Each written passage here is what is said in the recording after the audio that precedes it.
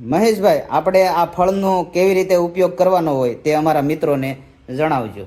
આ ફળ છે ને આપણે દેવો અને દાનવોએ જ્યારે સમુદ્ર મંથન કર્યું ને ત્યારે 14 વસ્તુ નીકળી હતી. એમાં એક ગાય હતી અને એક વૃક્ષ હતું અને બીજા જે કાંઈ બધા જે તત્વો હતા તે 12. તો આપણે આ વૃક્ષ હતું ને એનું નામ છે કલ્પવૃક્ષ. ચોરામલો પણ કહેવાય, કલ્પવૃક્ષ કહેવાય, રૂખડો પણ કહેવાય.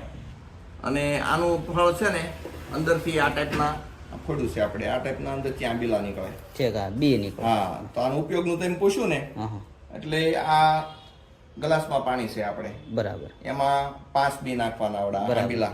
ઓકે. સાંજે પલળવા મૂકી દેવાનું. ઓકે, 1 ગ્લાસ પાણીમાં. 1 ગ્લાસ પાણીમાં. ઓકે. આ સાંજે પલળવા મેકવાનું, સવારે પછી એને ફિલ્ટર કરીને બી કાઢી લેવાના. જી. એ બી સૂર્યપ્રકાશમાં મૂકી દેવાના એટલે બીજા દિવસે ફરીવાર પલાળીને ઉપયોગ કરી શકાય. બરાબર.